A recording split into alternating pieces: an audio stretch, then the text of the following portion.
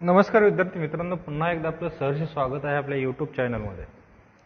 विद्यार्थी मित्रांनो, आपण पाठीमागच्या व्हिडिओमध्ये आपण बेसिक स्ट्रक्चर ऑफ सेल बघितलं, तर त्याचप्रमाणे सेलचे टाईप आहेत, त्याचप्रमाणे सेलचा साईज किती आहे, डिफरंट थेरीज ऑफ सेलचा स्टडी केला होता, त्याचप्रमाणे टोटिपोटेन्सी आणि मॉडर्न सेल थेरी बघितलं होतं.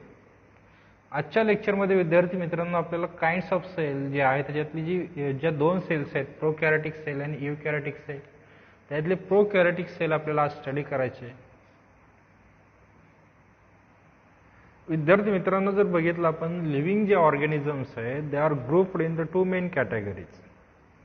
Hole each and every organism, पृथ्वीवरती असा कुठलाच ऑर्गॅनिझम नाही की ह्या ग्रुपमधून सुटलं नाही. तर ते किती टू मेन कॅटेगरीमध्ये ग्रुप केलेले आहेत, एक प्रोकॅरियोटिक आणि दुसरा यूकॅरियोटिक. कुठल्या किती ग्रुप केलेले आहेत? दोन. आपण हे 10वी मध्ये तुम्ही क्लासिफिकेशनमध्ये सुद्धा शिकला असाल, प्रोकॅरियोटिक काय आहे, यूकॅरियोटिक काय आहे. आता हे प्रोकॅरियोटिक आणि यूकॅरियोटिक मध्ये जर बघितलं तर प्रोकॅरियोटिक जे आहेत हे काय, प्रो मीन्स काय, प्रिमेटिव्ह आहेत. तर हे प्रिमेटिव्ह ऑर्गॅनिझम्स आहेत. हे लिव्हिंग ऑर्गॅनिझम कुठले प्रिमेटिव्ह आहेत आणि ह्यांच्यामध्ये जर बघितलं आपण सेल्युलर ऑर्गनायझेशन जर बघितलं तर ते कसं आहे, सिंपल आहे. कसं आहे, सिंपल सेल्युलर ऑर्गनायझेशन आहे. आणि यूकॅरियोटिकमध्ये जर बघितलं तर exhibit high degree of organisation, म्हणजे कॉम्प्लेक्स. थोडक्यामध्ये यूकॅरियोटिक सेल जे आहेत ह्या यूकॅरियोटिक ऑर्गॅनिझम आपण कोणाला म्हणतो, ज्यांच्यामध्ये अनेक जे मल्टीसेल्युलर ऑर्गॅनिझम आहेत ह्यांना आपण काय म्हणतो, यूकॅरियोटिक म्हणतो. ज्यांच्यामध्ये अनेक पेशी आहेत आणि ह्यांच्यामध्ये काय डिग्री ऑफ ऑर्गनायझेशन आहे, सेल्युलर ऑर्गनायझेशन की काय कॉम्प्लेक्स आहे. आणि प्रोकॅरियोटिकमध्ये सिंपल आहे. विद्यार्थी मित्रांनो, आपल्याला पहिल्यांदा काय स्टडी करायचं, तर कुठल्या सेलचं, प्रोकॅरियोटिक सेलचं स्टडी करायचं. प्रोकॅरियोटिक सेल जर आपण बघितलं तर cell in the prokaryotic shows the main feature. कुठले कुठले फीचर जे आहेत हे आपल्याला बघायचे आहेत ह्याच्यामध्ये. Distinguish characteristics of prokaryotic cells हे बघायचे. जर बघितलं आपण prokaryotic cell, it has chemically complex protective cell envelope आहे. त्याच्यावरती केमिकली कॉम्प्लेक्स काय प्रोटेक्टिव्ह सेल एन्व्हलप आहे. It does not have well definite nucleus and other membrane bond cell organelles. जर आपण प्रोकॅरियोटिक सेलचा विचार केला तर ह्याच्या chemically protective envelope cell envelope असतं. ह्याच्यामध्ये 3 लेयर्स असतात, 3 layer, glycocalyx, middle layer, middle cell wall आणि इनर जो मेम्ब्रेन आहे तो कुठली प्लाझ्मा मेम्ब्रेन असतं. हे केमिकली कॉम्प्लेक्स प्रोटेक्टिव्ह कव्हरिंग असतं.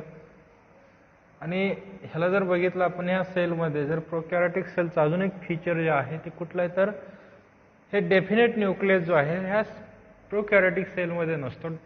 आणि अदर जे सेल बॉन्ड ऑर्गेनेल आहेत किंवा त्याला आपण मेम्ब्रेन बॉन्ड ऑर्गेनेल म्हणतो, सेलच्या आतमध्ये मेम्ब्रेन बॉन्ड ऑर्गेनेल कोणाला म्हणतो आपण, तर ज्या सेल ऑर्गेनेलवरती काय असते, मेम्ब्रेन प्रेझेंट असते. म्हणजे फॉर एक्झाम्पल हा काय सेल आहे कन्सिडर करा आणि ह्याच्यामध्ये हा सेलमध्ये काय न्यूक्लियस आहे. हा कुठला आहे, मायटोकॉन्ड्रिया आहे. त्याला काय अटॅच एंडोप्लाझ्मिक रेटिक्युलम असतो, गॉल्गी कॉम्प्लेक्स आहे, हा समव्हॉट अशा प्रकारचा गॉल्गी कॉम्प्लेक्स असतो. म्हणजे हे जे ऑर्गेनेल्स आहेत ह्याला काय, तर ह्या ऑर्गेनेलवरती काय मेम्ब्रेन आहे, जे पेशी आवरण आपण म्हणतो सेल मेम्ब्रेनला मराठीमध्ये. तर ही मेम्ब्रेन काय असते, ह्या सेलवरती ऑर्गेनेलवरती प्रेझेंट असते. असे ऑर्गेनेल ह्या प्रोकॅरियोटिक सेलमध्ये काय नसतात, प्रेझेंट नसतात. काय नसतात, हे प्रेझेंट नसतात. आणि न्यूक्लियस जो आहे हा काय वेल डिफाईन्ड न्यूक्लियस नसतो. का, तर हा काय असतो, प्रिमेटिव्ह टाईप ऑफ न्यूक्लियस काय असतो, प्रोकॅरियोटिक सेलमध्ये असतो. ही प्रोकॅरियोटिक सेल आहे. आता आपल्याला जर काय बघायचं, तर ह्याच्यावरती जे वॉल्स प्रेझेंट आहेत, सेल एन्व्हलप बघायचं. ह्या ठिकाणी आपल्याला हे सेल एन्व्हलप दिसून येतं. सेल एन्व्हलप काय करायचं, आपल्याला स्टडी करायचं. सेल एन्व्हलप हे किती 3 लेयर्ड स्ट्रक्चर आहे.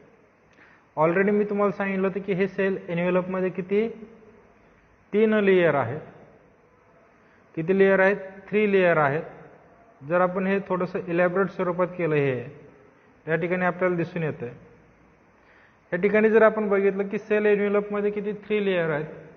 ह्याच्यातला आउटर लेयर जो आहे हा कुठला आहे, तर ग्लायकोकॅलिक्स. कशापासून बनलेला आहे हा जो या ठिकाणी दिसतोय आपल्याला हा काय ग्लायकोकॅलिक्स म्हणतो आपण त्याला.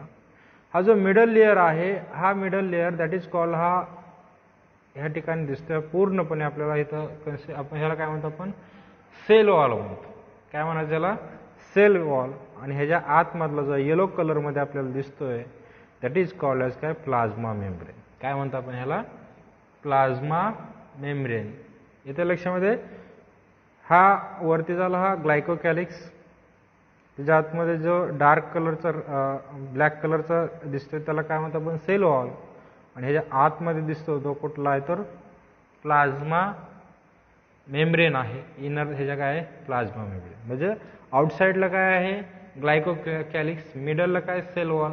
म्हणजे ग्लायकोकॅलिक्सच्या आतमध्ये कुठला सेल वॉल आहे आणि त्याच्या आतमध्ये काय तर प्लाझ्मा मेम्ब्रेन आहे.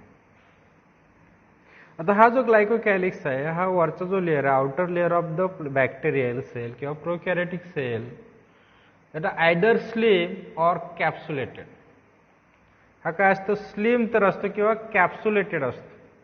कॅप्सुलेटेड म्हणजे काय तर टफ थोडक्यामध्ये. हा काय असतो एक तर आयदर स्लिम असतो किंवा कॅप्सुलेटेड असतो. कॅप्सुलेटेड म्हणजे काय टफ, स्लिम म्हणजे काय लूज सीथ. आणि कॅप्सुलेटेड जो आहे तो कुठला आहे टफ लेअर आहे. आणि हे जे बॅक्टेरिया आहेत हा जो लेअर आहे हा लेअर आपल्याला कशामुळे आफ्टर स्टेनिंगची प्रोसेस झाल्यानंतर हा जो लेअर आहे हा आपल्याला काय दिसत असतो ओके. आता हे फिगर आहे ह्या फिगरमध्ये जर आपण बघितलं तर आपल्याला हे डिफरंट आता आपण सेल ऑर्गेनेल बघितलं परंतु आपल्याला ऑल ओव्हर द बघायचं. त्याच्यामुळे आपल्याला ह्याच्यामध्ये आतमध्ये काय काय आहे ते थोडंसं आपण बघूया. ह्या ठिकाणी काय आहे सायटोसोल्स आहे. आपल्याला ह्या ठिकाणी दिसते काय हा सायटोसोल आहे. हा जो दिसतोय तो काय प्लाझ्मिड आहे. काय प्लाझ्मिड. यावरचे जे स्मॉल आहेत हे काय पिलाय आहेत. रायबोसोम ह्या ठिकाणी दिसतोय. फूड ग्रॅन्युअल येलो कलरचे दिसतात ते फूड ग्रॅन्युअल्स. आणि ह्या ठिकाणी जो आहे बघा हा जो मी रेड कलर करत आहे that part is called as chromosome or nucleoid region. त्याला काय म्हणतो आपण न्यूक्लियाइड. Nuclide means primitive. म्हणजे न्यूक्लियाइडला आपण काय म्हणतो न्यूक्लियाइड रिजनला. न्यूक्लियाइड म्हणजे काय तर as like nucleus not a nucleus.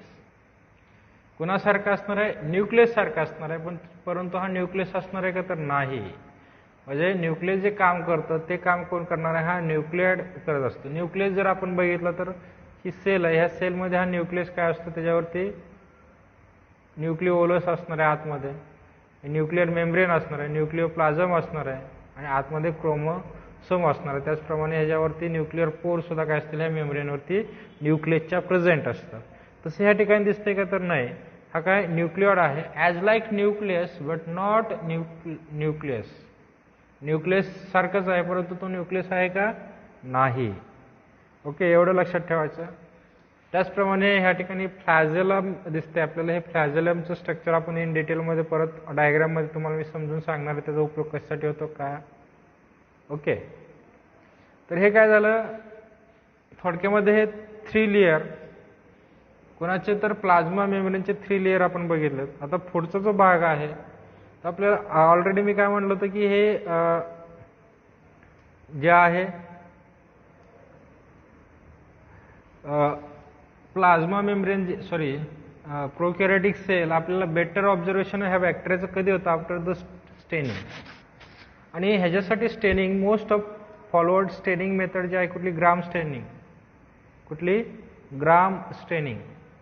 हे कुणी डिस्कवर केले तर डॅनिश बॅक्टेरियोलॉजिस्ट हन्स ख्रिश्चनिस्ट ग्राम. ह्या ग्राम शास्त्रज्ञांनी काय केलेलं आहे ग्राम स्टेनिंग हे केलेलं डिस्कवर केलेलं आहे. आता ह्याच्यामध्ये cell wall is made up of काय पेप्टाइडोग्लायकॉन इन ग्राम पॉझिटिव्ह आणि murein in gram negative bacteria. बघा ह्याच्यावरती CET किंवा बोर्डच्या एक्झाममध्ये प्रश्न येऊ शकतो. जे ग्राम पॉझिटिव्ह बॅक्टेरिया आहेत हे ग्राम पॉझिटिव्ह बॅक्टेरिया आणि ग्राम निगेटिव्ह बॅक्टेरिया कशावरती जर ज्या बॅक्टेरियल सेलचा सेल वॉल स्टेन स्टेन झालं तर त्याला काय म्हणतो आपण ग्राम पॉझिटिव्ह म्हणतो, आणि ज्याचं स्टेन होत नाही त्याला काय म्हणतो आपण ग्राम निगेटिव्ह म्हणतो. तर ह्या ठिकाणी सेल वॉल कशापासून बनलेला आहे तर पेप्टाइडोग्लायकॅन कुणाचा बनलेला आहे तर ग्राम पॉझिटिव्ह बॅक्टेरियाचा, आणि ग्राम निगेटिव्ह बॅक्टेरियाचा कशापासून बनलेला आहे तर म्युरिन.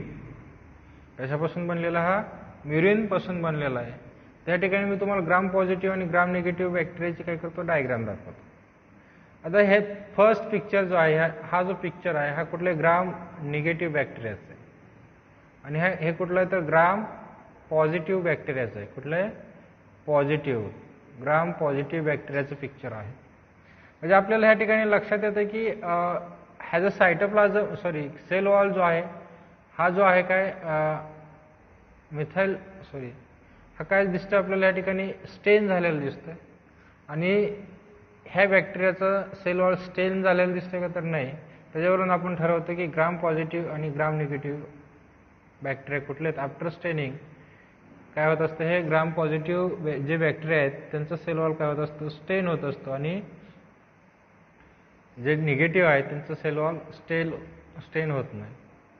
आता सेल मेम्ब्रेन जर बघितलं आपण तर हे फॉस्फोलिपिड बायलेयर पासून बनलेले असते. कशापासून बनलेले सेल मेम्ब्रेन फॉस्फोलिपिड बायलेयर. आपल्याला सेल मेम्ब्रेन शिकायचं त्यावेळेस फॉस्फोलिपिड बायलेयर काय आहे त्याचं स्ट्रक्चर ऍक्च्युली कसं असतं हे आपण शिकणार आहे. आता हे जे स्ट्रक्चर आहे फॉस्फोलिपिड बायलेयर म्हणजे काय सेल मेम्ब्रेन जे आहे हे काय करतं तर गिव्ह प्रोटेक्शन टू सेल. हे कुणाला प्रोटेक्शन देतं तर सेलला प्रोटेक्शन करण्याचं काम करतं. त्याचप्रमाणे अजून काय करतं तर it also help in the intercellular ट्रान्सपोर्टसाठी सेल मेम्ब्रेन काय करत असते मदत करत असते. म्हणजे त्या सेलच्या आतमध्ये काय पदार्थ घ्यायचे काय सबस्टन्स घ्यायचे आणि सेलच्या काय आउट ऑफ सेल काय करत असतं सेल काय सबस्टन्स टाकत असतात त्यासाठी ह्या ट्रान्सपोर्टसाठी हे सेल मेम्ब्रेन हेल्प करत असते. जर आपण बघितलं मोटाईल बॅक्टेरिया जर बघितलं in motile bacteria there is cilia or flagella are found. Motile bacteria जर बघितलं मोटाईल म्हणजे कोण तर एका ठिकाणावरून दुसऱ्या ठिकाणी हालचाल करणार जसं आपण हालचाल करतो ह्युमन बिंग एका ठिकाणावरून काय करत असतो दुसऱ्या ठिकाणी जात असतो आपण काय म्हणतो आपल्याला मोटाईल म्हणतो. ह्यांच्यावरती काय सिलिया आणि फ्लॅजेला आहेत दे आर फाउंड. काय प्रेझेंट आहे आयदर सिलिया किंवा फ्लॅजेला. आणि हे जे दोन्ही जे आहेत ह्या दोन्हीचं ड्रायव्हन कसं होतं बाय मोटारी movement produced by basal body. हे जे सिलिया आणि फ्लॅजेला आहेत हे बॅक्टेरिया मोटाईल म्हणजे ह्यांच्यामध्ये एका ठिकाणाहून दुसऱ्या ठिकाणी ट्रान्सफर होण्याची प्रोसेस कशी होते. जे आपण मोटर बघतो त्याच्यामध्ये काय असतं एक रोटर बसवलेलं असतं. तुम्ही 10वीमध्ये शिकलेला आहे मोटरचं वर्किंग कसं होत होतं. आणि तो रोटर काय करत असतो गोल गोल गोल गोल फिरत असतो थ्रू काय मॅग्नेटिक पॉवरने काय होत असते पुढे ढकलत असतो तो रोटर. आणि रोटरी मुवमेंटने काय होतं ह्या बेसल बॉडी जी आहे बेसल बॉडीची काय होत असते मुवमेंट होत असते. ह्या ठिकाणी बॅक्टेरियल फ्लॅजेलाचं स्ट्रक्चर मी तुम्हाला दाखवतो. ह्या ठिकाणी जर बघितलं आपण तर बॅक्टेरियल फ्लॅजेला जो आहे हा 3 कंपोनंट पासून बनलेला असतो. कुठला एक बेसल बॉडी दुसरा हुक आणि फिलामेंटस. काय बेसल बॉडी हुक आणि काय फिलामेंटस ह्याच्यापासून काय बनलेला असतो हा बॅक्टेरिया बनलेला असतो. बॅक्टेरियाचा फ्लॅजेला किंवा फ्लॅजेला बनलेला असतो. आता मागाशी मी म्हटलं होतं की ह्याच्यामध्ये रोटरी मुवमेंट होते आणि रोटरी मुवमेंट होऊन बॅक्टेरिया काय होत असतो one place to another place काय होत असतो ट्रॅव्हल होत असतो.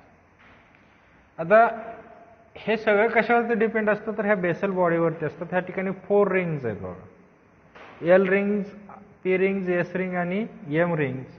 ह्या कोणामध्ये सेल मेम्ब्रेन म्हणजे काय आउटर लेअर जो आहे कुठला ग्लायकोकॅलिक्समध्ये हे एम्बेडेड असतात फिट असतात.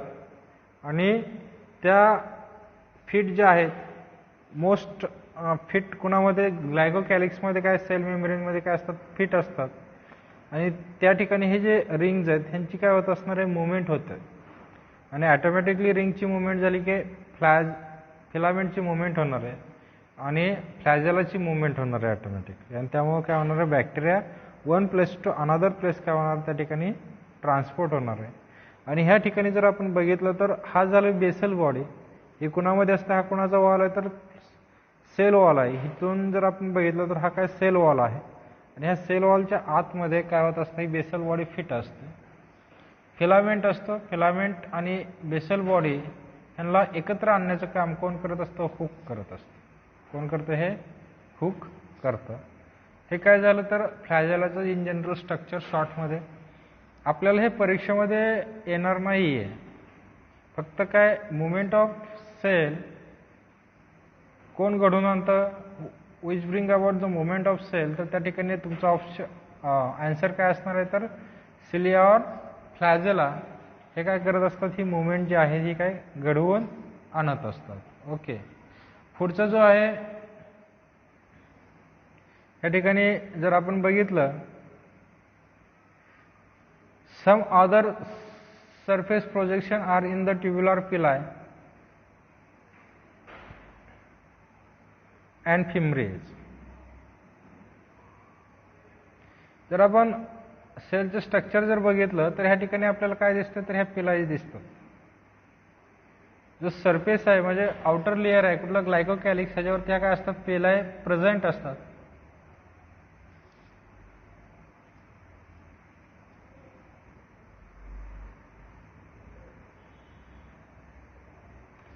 ह्या काय दिसतात आपल्याला, पिलाई दिसतात ह्याच्यावरती.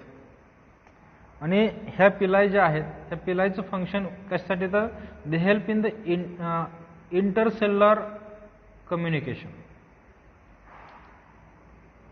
कशासाठी, इंटरसेल्युलर कम्युनिकेशनसाठी काय करत असतात, ह्या पिलाई मदत करत असतात. ह्या आउटर लेअरवरती काय असतात, ह्या पिलाई प्रेझेंट असतात. आणि फिम्ब्रिये जे असतात that are help in the clinging to support clinging to support. क्लिंगिंगसाठी म्हणजे तो अडकून राहण्यासाठी काय करत असतात, एखाद्याला सरफेसला चिटकून राहण्यासाठी ह्या काय करत असतात, मदत करत असतात. जर आपण बघितलं तर सेल मेम्ब्रेन जे आहे शोज का इनफोल्डिंग. या ठिकाणी आपल्याला सेल मेम्ब्रेनचे अजून डायग्राम आपल्याला बघायचे. ही जी सेल मेम्ब्रेन आहे ही प्लाझ्मा मेम्ब्रेन जी आहे, ही प्लाझ्मा मेम्ब्रेन काय होत असते, आतल्या बाजूला काय झालेली असते, अशी फोल्ड झालेली असते. इनफोल्डिंग कॉल्ड, त्याला काय म्हणतो आपण, मेसोसोम्स. ही प्लाझ्मा मेम्ब्रेन म्हणजे काय, सेल मेम्ब्रेन काय झालेली असते, आतल्या बाजूला फोल्ड झालेली असते. That part, folding part is called as काय, mesosomes, which help in the cell wall formation and DNA replication. आणि हा जो पार्ट आहे कुठला, इनफोल्डिंग झालेला जो सेल मेम्ब्रेनचा जो मेसोसोम आहे, हा कशासाठी मदत करत असतो, cell wall formation and DNA replication. कशासाठी, सेल वॉल फॉर्मेशन आणि DNA रेप्लिकेशनसाठी मदत करत असतो. In some bacteria especially photosynthetic cyanobacteria shows more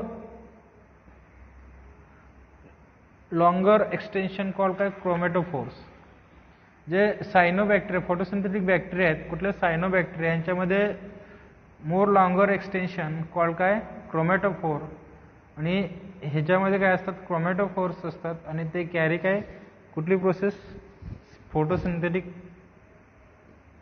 process. आणि त्यांच्यामध्ये हे क्रोमॅटोफोरमध्ये काय असतं तर फोटोसिंथेटिक पिगमेंट. आणि हे फोटोसिंथेटिक पिगमेंट काय करत असतात, कॅरी द फोटोसिंथेसिस प्रोसेस. जर आपण सायटोप्लाझम जर बघितलं तर त्याच्यामध्ये हे रायबोसोम्स आपल्याला दिसतात. त्या ठिकाणी डेन्स ऑफ रायबोसोम्स अनेक असे काय दिसतात आपल्याला, हे रायबोसोम्स या ठिकाणी दिसत आहेत. डेन्स पार्टिकल जो आहे रायबोसोम्स. आणि हे रायबोसोम्स कशासाठी मदत करत असतात, that are help in the protein synthesis. रायबोसोमचे डायग्राम बघूया आपण. रायबोसोम्स कशासाठी मदत करत असतात तर protein synthesis. Ribosomes is describe their sedimentation rate in Svedberg units.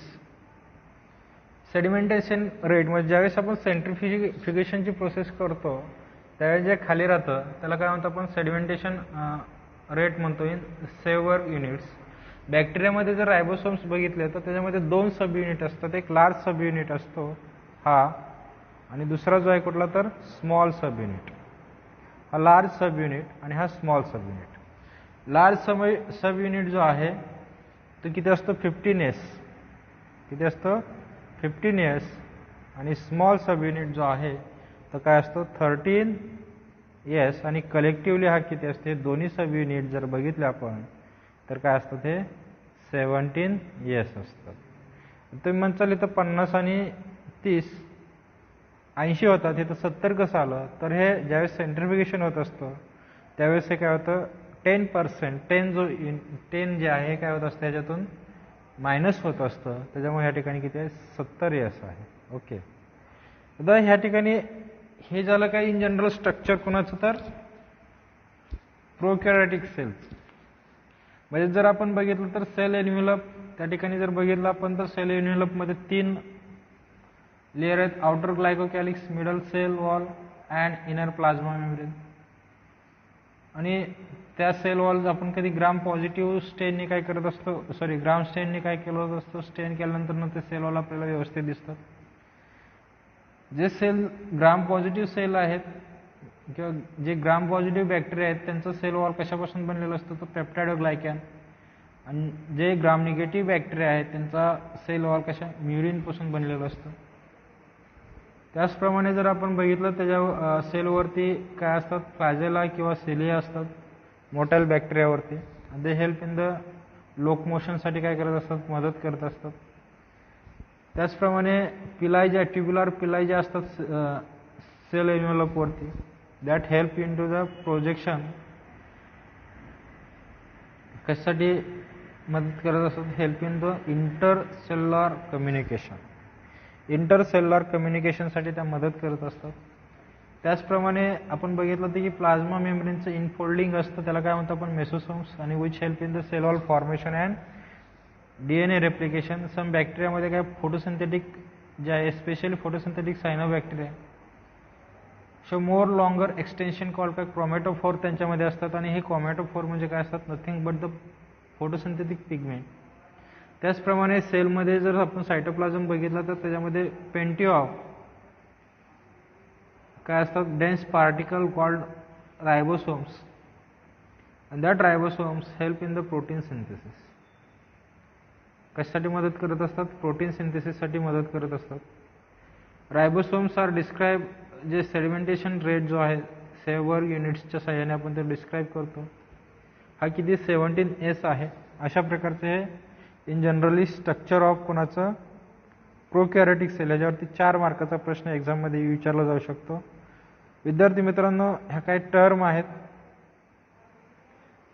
The term sale जे आहे कुणी पहिल्यांदा यूज केलेले रॉबर्ट हुकने इन हिज बुक काय मायक्रोग्राफिक.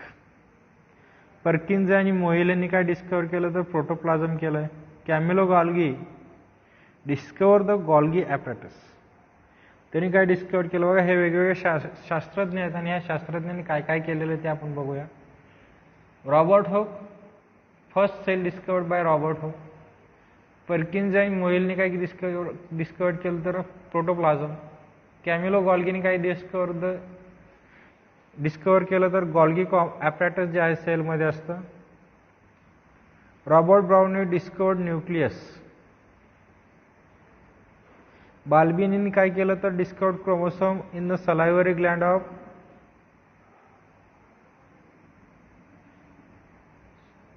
क्रिनोमोनस लार्वा.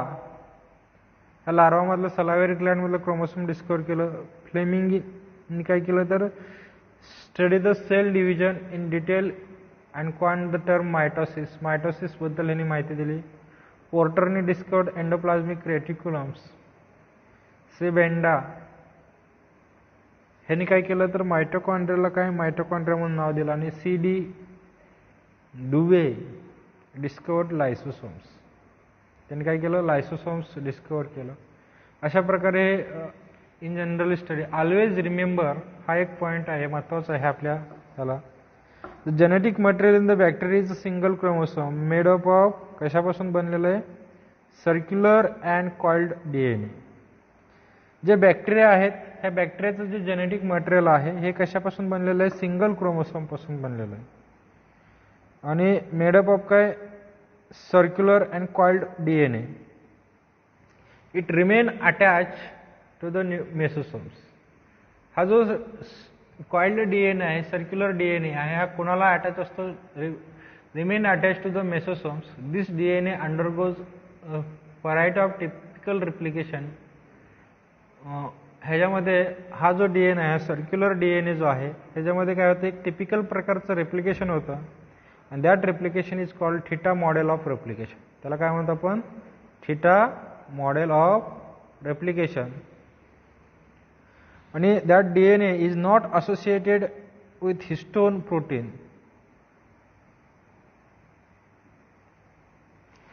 हा DNA जो आहे प्रोकॅरियोटिक सेल मधला बॅक्टेरियाचा DNA, युकॅरियोटिक सेलमध्ये जर आपण बघितलं तर DNA कुणाबरोबर असोसिएटेड असतो? तर हिस्टोन प्रोटीन बरोबर. परंतु ह्याच्यामध्ये it is not associated with histone protein.